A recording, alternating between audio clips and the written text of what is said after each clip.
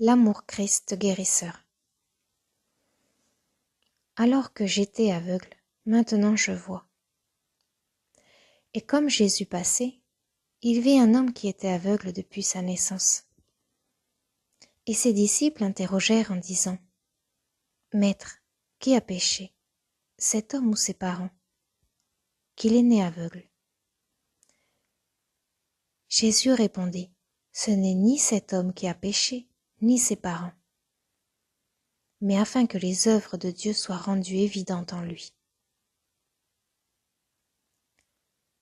Je dois accomplir les œuvres de celui qui m'a envoyé pendant qu'il fait jour.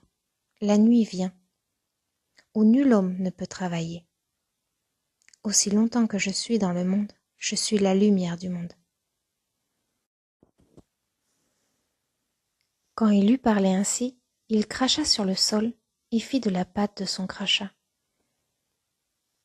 Et il oignit les yeux de l'aveugle avec la pâte. Et il lui dit : « Va, lave-toi dans le bassin de Siloé, qui peut être traduit par envoyer. » Il alla donc et se lava, et devint voyant. Jean, verset 9, 1 à 7. Nous arrivons au miracle suivant, qui pulvérise la limitation de la loi du comme tu sèmes, de même tu moissonneras, la loi du karma, et montre clairement qu'il n'y a pas de cause personnelle à nos discordes. Cette leçon termine avec la croyance que nous devons hériter de la maladie ou de conditions de nos parents humains, parce qu'en vérité, nous sommes les enfants de la lumière. L'histoire de la guérison de l'aveugle révèle notre liberté dans la conscience Christ. Quand quelqu'un manifeste des discordes et des disharmonies, la question est souvent posée : qui ou quoi est à blâmer ? Qui a commis un péché ? Dans cet exemple, Jésus, au travers de son discernement spirituel, a rejeté le karma et la croyance en une cause personnelle comme pouvoir. Il a dit : ce n'est ni cet homme qui a péché ni ses parents, n'attribuant dès lors aucune cause personnelle à la discorde et en révélant qu'il n'y a pas de loi d'hérédité. Toute discorde apparente est le résultat de notre ignorance de la vérité. En réalité, il n'y a qu'un seul pouvoir qui est Dieu, l'Esprit. Dès lors, il y a seulement une cause qui est spirituelle, et son effet est de la même substance. L'Esprit, le semblable engendre le semblable. Quand nous connaissons cette vérité, nous vivons dans la lumière, nous vivons dans le jour. Ce qu'on appelle loi karmique ou loi de cause à effet est l'activité de la connaissance du bien et du mal. Cette connaissance charnelle est le rêve d'Adam. Dans ce monde onirique, le rêve et le rêveur sont un. Et il n'y a pas de lumière de la vérité. Le rêveur est quelqu'un qui ne s'est pas éveillé à sa véritable identité d'enfant de Dieu, et il vit dans les ténèbres du sens matériel. Et la lumière, lui, dans les ténèbres, et les ténèbres ne l'ont pas comprise. Dans cette histoire de l'aveugle, Jésus révèle qu'aucune fausse croyance ne peut opérer quand nous sommes dans la présence de l'amour Christ guérisseur et que nous connaissons la vérité qui nous rend libres. Il a démontré que la soi-disant loi de karma n'a pas davantage de pouvoir que du crachat. Crachat sur le sol était un acte de dédain. C'était comme de dire : cette condition n'est rien.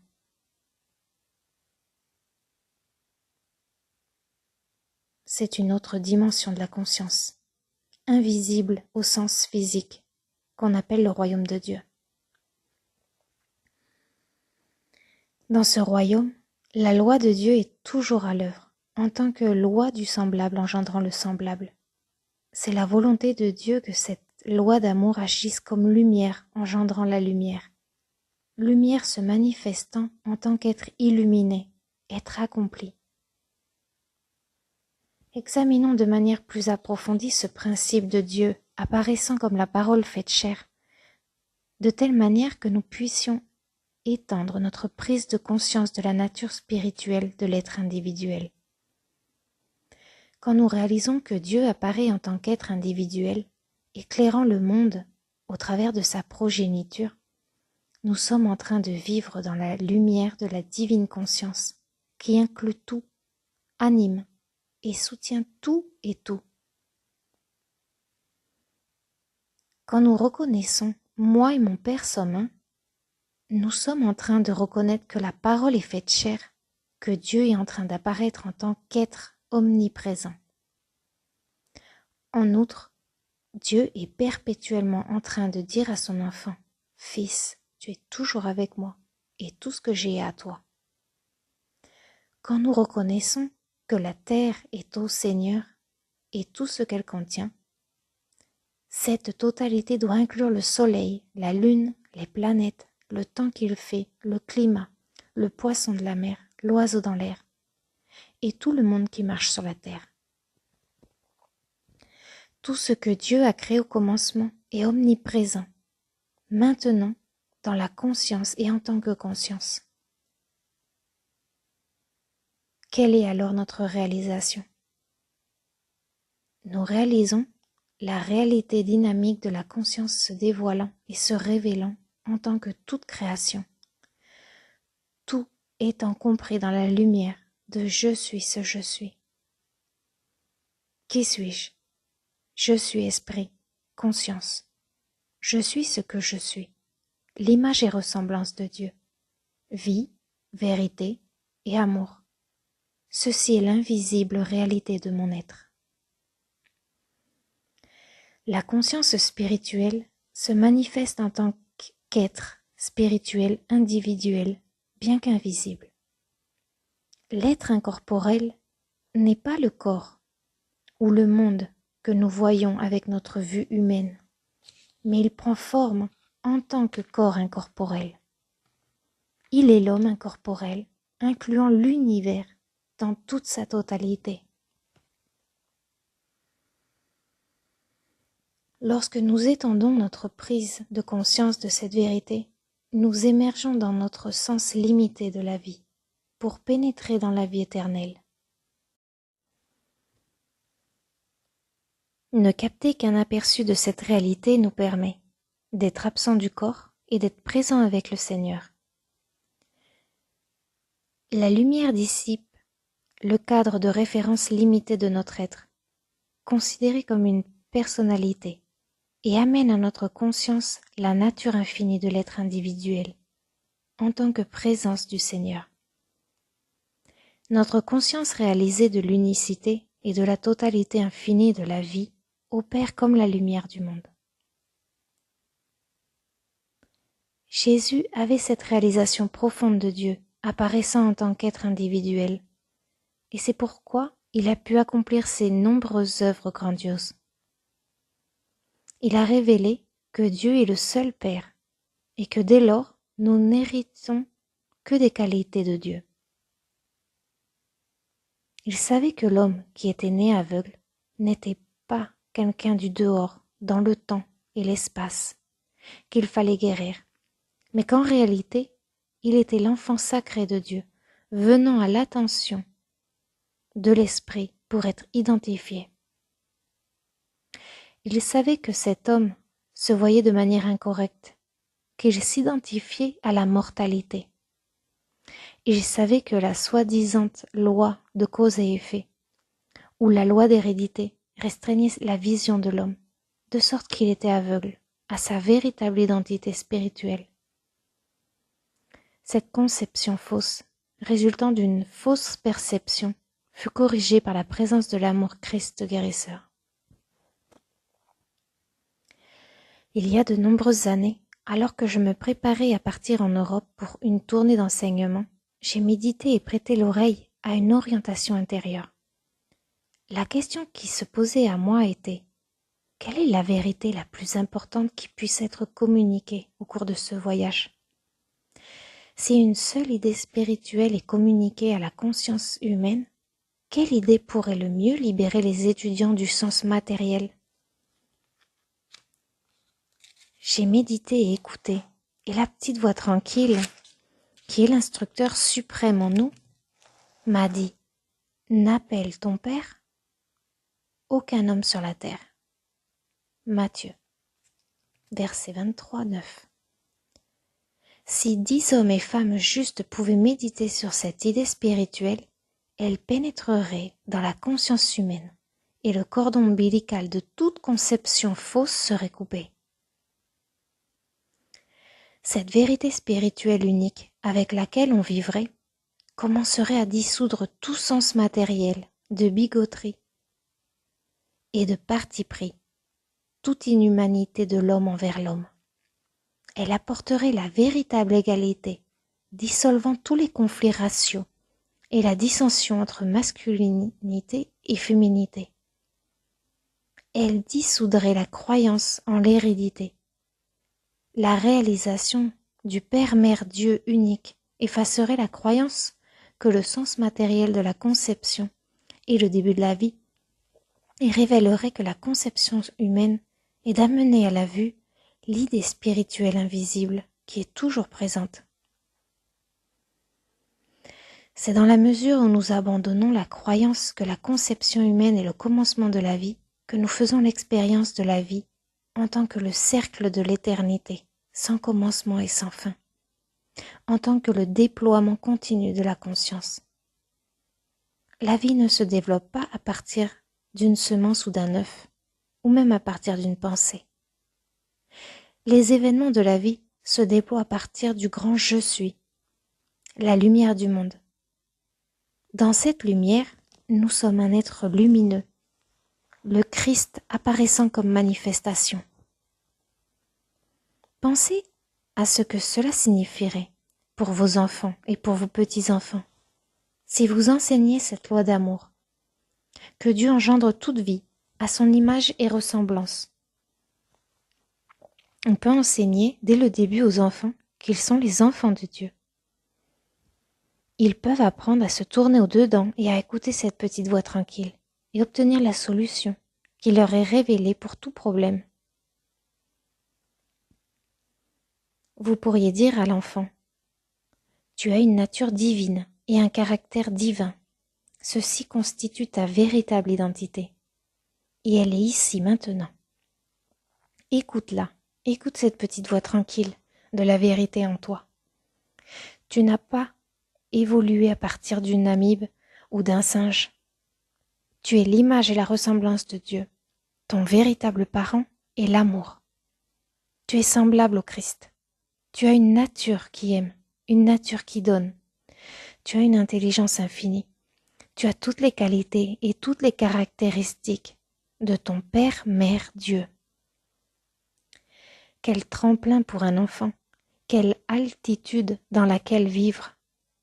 Au lieu d'émerger de la bruine et du brouillard d'une image complètement démoralisante, ces enfants se révéleraient comme le principe du semblable engendrant le semblable, sachant que tout ce que Dieu a, ces enfants l'ont, toute la joie, le pouvoir et la domination.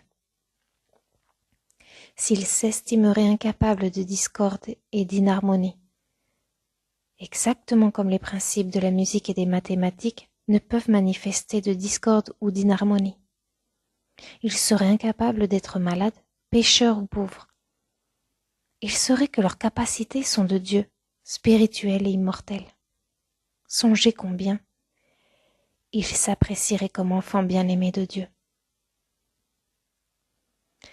Par mon expérience personnelle et l'expérience d'autres personnes qui ont été élevées dans leur enfance à partir de ce point de vue spirituel, je sais que de tels enfants ne manquent jamais de confiance.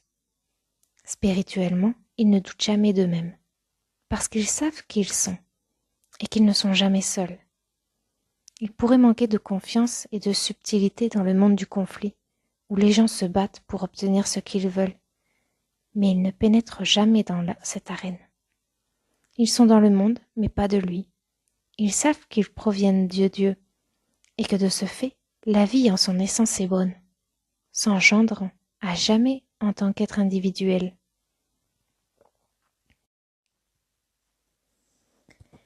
La vie est une aventure, c'est une joie.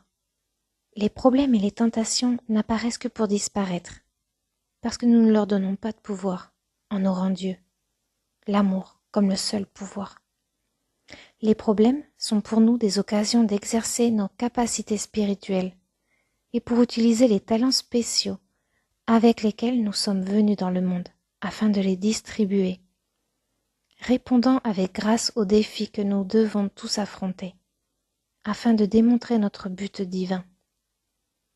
Pour l'enfant de Dieu, il n'y a jamais la pensée de rechercher la mort comme échappatoire aux défis de la vie. Il existe plutôt un entrain pour la vie, parce que les enfants de Dieu fonctionnent à partir du principe d'autocomplétude en Dieu, et ils savent que les défis de la croissance sont affrontés par la grâce. Jésus parle de la joie de la vie spirituelle, alors que nous demeurons dans l'amour.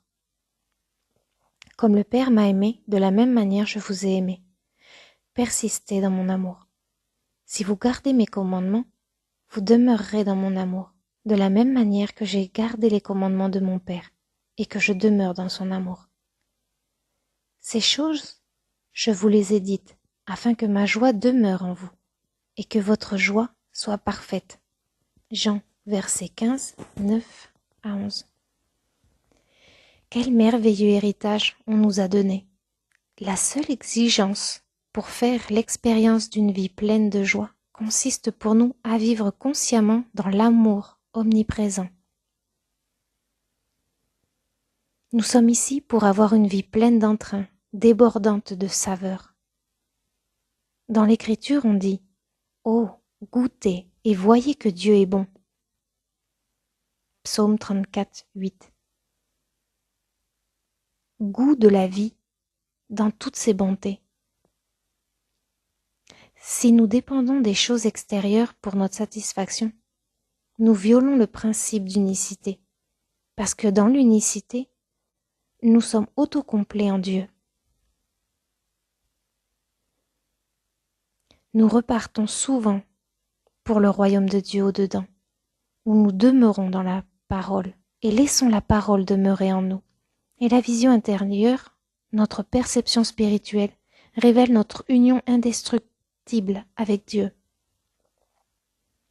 Quand nous allons au-delà des mots et des pensées et sommes capables de nous reposer dans le silence de l'être, nous réalisons que nous sommes déjà entiers et complets et que nous n'avons nul besoin de nous battre à l'aide de n'importe quel effort extérieur.